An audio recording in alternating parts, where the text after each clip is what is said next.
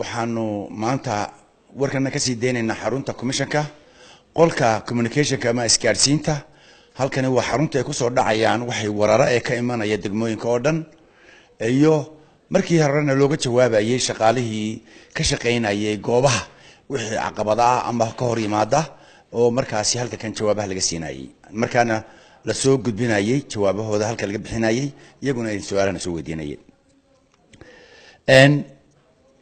maanta oo bishu 15 tahay shalay iyo maanta ayaynu ka joognaa waqtigii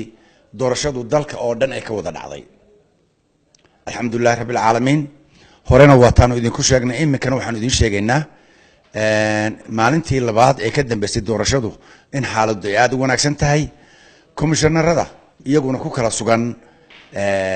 gobolladuna waxay noo soo warrameen in ay xaaladdu degan tahay alxamdulillaah rabbil caalamiin tirintii iyo hawshiina lagu mashquulsan yahay oo la wado meelaha qaarkood meelana ayba dhammaadeen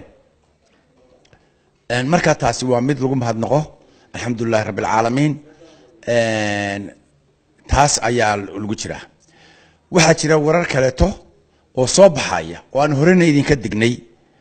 aanu xisbiyada uga dignay iminkana aanu mar kale uga sii digayno waa soo tarayaan wararkaasina waxa weeye wararka soo taraya in la sameeynayo dabaaldegyadaas loo dabaaldegayo xisbi walba leeyahay annaga ku guuleysanay taas mid commissionka ka soo baxday maaha tiro aanu ku dhawaaqnayna maaha mid loo dul qaadan karayana maaha in dadka la majra habaabiyo oo warar beena laga dhargiyo wararkaasi wax yeelo mooyaane wax tar ma laha waanu ka dignay iminkana waanu ka digaynaa xataa waxaana soo gaadhay warar sheegaya in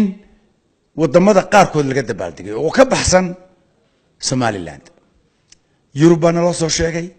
Asia naloo soo sheegay Australia naloo soo sheegay Mareykan baa naloo soo sheegay dadkaasi maaha dad jooga Somaliland oo war u haya waxa ka taagan waxaanu iyagana uga digaynaa dadkiina dibadda joogow ka daaya wararka beenta ah ee aad fidinaysaan xafladaha aad qabanaysaan sawirada aad soo direysaan si kastaba ku soo diro oo qaar ba email ku soo diray ka joojiye baanu leenahay waxaad wadanka u tareysaan ma jirto inaad wax yeeshaan mooyaane haddaad doonaysaan inaad dalkan kharibtaan daadeer dadkii baa jooga walaalihiin baa jooga hooyooyinkiin baa jooga aabbayaashiin baa jooga yaad baabi'inaysaan yaad wax yeelaysaan Soomaalina garan marka waxaanu idinka digaynaa inaad joojisaan waa kuwa dibadda kuwa gudahana ee xafladaha hoosta ka xiranaya hodheelada ku qabsanaya goobo kale ku qabsanaya iyadana wararkoodu wana soo gaarayaan waxaanu uga digaynaa mar kaleeto iyo mar labaad iyo mar saddexaadba inay joojiyaan waxyaabaha ay wadaan oo ay ku ekaadaan inay sugaan natiijada commissionka doorashooyinka qaranka ka soo bixi doonta taasaa asal ah taasaa dhab ah taasaa xaqiiqo ah annaguna haddaan nahay commissionka tirada aanu soo gudbino waxaanu u gudbinaynaa oo aanu gaarsiinaynaa maxkamadda sare ee qaranka iyada markaasi ku dhawaaqaysa annaguna waa ku dhawaaqaynaa mid hordhaca taasi waa taa dadka waxaan u sheegaynaa iyagana oo kaleeto khaasatan gobollada iyo magaaladan Hargeysa iyagana waxaan u sheegaynaa dadkii laga qaatay lambarada baabuurta ee aanu siinay haddii ahaan lahayd cusbitaallo haddii ahaan lahayd shirkadaha dayuuradaha haddii ahaan lahayd xafiisyada nala shaqeeya haddii ahaan lahayd xisbiyada haddii ay ahaan lahayd dadkii kaleete iyagu dadka culculus waday oo dhakhtarada geynayay ama qaadayay siday u codayaan way fara badnaayeen dadkaasi waxaanu doonaynaa inay lambaradii baabuurta ee aanu siinay ay soo celiyaan taasi oo ah arrin nabadgelyo ciidamada بليسكا يكون ودوين وحنا فري إن أوريان أنت خسب ودد اللي بتشوفين لها ولا قاعد لها أدوكو كفر قارجة مركز قارجة كفر تنا فضلا حرونتا كوميشن كدورشوين كقرنكا